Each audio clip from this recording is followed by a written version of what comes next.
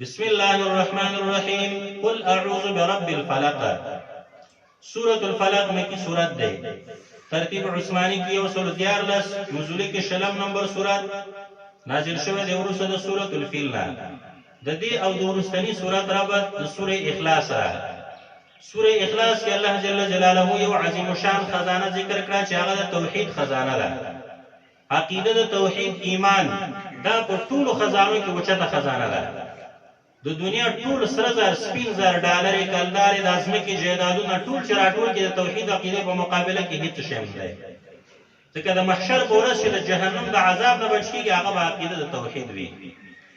نو د دې خزانې د حفاظت دپاره الله جل جلاله دا دوه سورتونه نازل کړي دي. عقیده د توحید چې خپله کړله ډېر خلک به ستا سره په دښمنۍ کې اخته وي. څوک به در سره ښکاره حسد کوي، څوک به در سره په پټه باندې حسد کوي. نو دا سورتونه په ځان باندې دموه. خاص کر د نبی صلی الله علیه وسلم عادت مبارک داو چې کله به نبی صلی الله علیه وسلم ودې کېدلو دا دواړه لاسونه به لپه کړل، سوره اخلاص، سوره فلق، سوره ناس دا به ولوسلو، په دې لاسونه به کف کړل او په ټول بدن به راح کړلو. دا عمل به نبی صلی الله علیه وسلم 3 ځله کولو. او د دې سبب نزول کې امام بخاری رحمه الله او نور مفسرین هم ذکر کوي چې نبی صلی الله علیه وسلم باندې سحر شوی و. د لبید بن اعصم نو په نبی صلی الله علیه وسلم باندې سحر کړی و. د نبی علیه السلام څه ویښتان د یو یهودي غلام په واسطه پیدا کړي و، پای کې د سحر څه پوکي کړي و، بیا هغه ته یو لسوټې ورکړې وې او بیا یو کوی کې ایښی و. نبی صلی الله علیه وسلم باندې اثر کړی و په دنیوي امورو کې، نه د دین په امورو کې. د دنیا په کارونو کې بطور مثال نبی علیه السلام به خوراک نه و کړی، ذهن ته به دا راتلو چې خوراک مې کړی دی، یا به خوراک کړی و ذهن ته به راتلو چې نه مې دی کړی. نبی علیه السلام باندې دا بیماري راغلې وه. نو بله ورځ نبی صلی الله علیه وسلم ویده دی، 2 ملایک راغلل، یو ورته سر ته ودرېدلو، یو خپو ته، یو د بل نه تپوس کوي په ده څه شوي دي. نو هغه ورته وایي طب یا مطبوبون، په ده باندې سحر کړی شوی دی. هغه ورته وایي چا کړی؟ د لبید بن عاصم نوڼو کړی. په څه شي کې کړی؟ په ویښتانو کې. چېرته ایښی؟ زروان کوهي کې ایښی. نبی صلی الله علیه وسلم را پاڅېدلو، صحابه کرام رضی الله عنهم یې ولېږل، هغې ورته دا ویښتان راوړل. د دې سورتونو یو یو آیت به لوستلو، یوه غوټه به پرانستله. په دې کې لوی مقصد دا دی نبی صلی الله علیه وسلم سره یې دی چې مقام یې ډېر اوچت دی. په ټول انسانیت کې الله ورته اوچت مقام ورکړی، خو په غیب باندې نه پوهېږي. که نبی صلی الله علیه وسلم په غیب پوهېدلی دی به پوه شوی وی چې یاره په ما باندې خو سحر شوی دی او د لبید بن عاصم نوڼو کړی دی او هغه یې په ویښتانو کې کړی او فلانکي کوهي کې کړی، وخته به نبي علیه السلام راویستی وی. خو دلیل دی په دې باندې چې نبی صلی الله علیه وسلم په غیب باندې نه پوهېږي. لکه سورې نمل 4 کې الله فرمایي قل لا یعلم من فی السماوات والارض الغیب الا الله. نبی علیہ السلام د خلقو ته اعلان وکړه د اسمانونو د ځمکې مخلوق په غیب نه پوهېږي د الله نه بغیر. یو الله دی چې هغه په غیب باندې پوهېږي.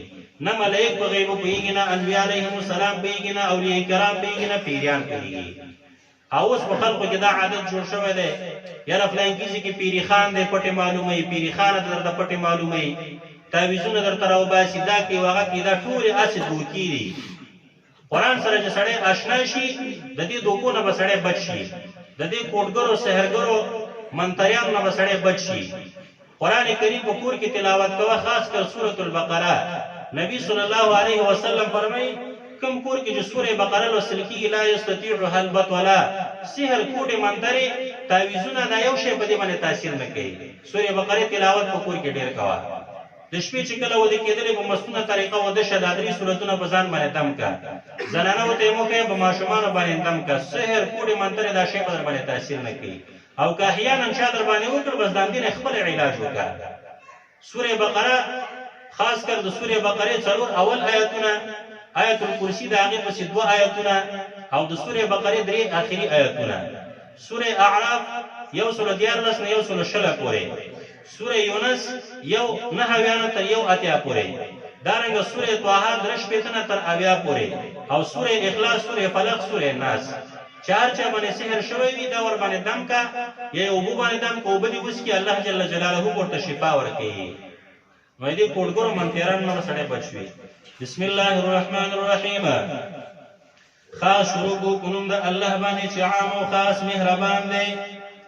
قل تو وای د الله پیغمبر علیه الصلاة والسلام اعوذ زپنا نسم برب الفلق ورب سبا باندې الله جل جلاله سبا وچوي هغه سپینواله رڼا پکې راولي تیار د شپې ختمه کی یا برب الفلق پرب د چور کی باندې زړه وچوي الله جل جلاله تیخ پکې راوباسي من شر ما خلق د شر د هر هغه شي نه چې الله جل جلاله پیدا کړی دی ومن شر غاسق او د شر د شپې نه اذا وقبا چې کله تیار خورکی یا ومن شر غاسق د شر د سپوږمۍ نه اذا وقبا چې کله بیرڼا شي رڼا یې ختم شي نو په دې وخت کې هغه زرین شیان په ځمکه کې خوريږي د دې وجه نه حدیث کې راځي چې کله شپه تیار را خوري کې تاسو خپل ماشومان کورونو ته دننه کوي په دې کې هغه زرین شیان را خوريږي اچنه تاسو ماشومان ته ضرر ورسوي ومن شر النفاثات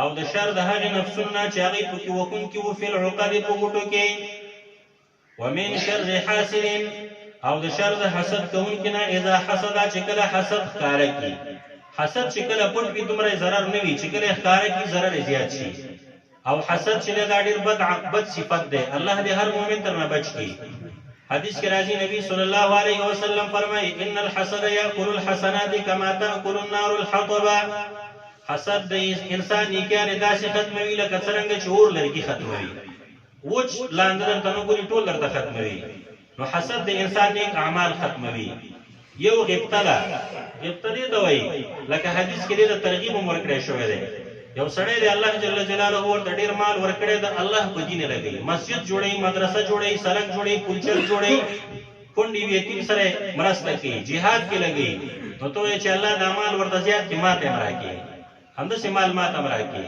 یو عالم دی الله ورته علم ورکړی دی د قران او سنت او د خلقو ته بیانې نو ته چې الله دې په علم کې نور اضافه راولي ماته د په شان علم راکړي دا صحیح ده او حسد دې ته وایي چې چا باندې الله یو نعمت کړی ته چې الله دا نعمت تر نواخلې او ماته راکړي نو دا ډېر بد صفت ده دا په اصل کې د الله جل جلاله په ورکړه باندې اعتراض او نیوکه ده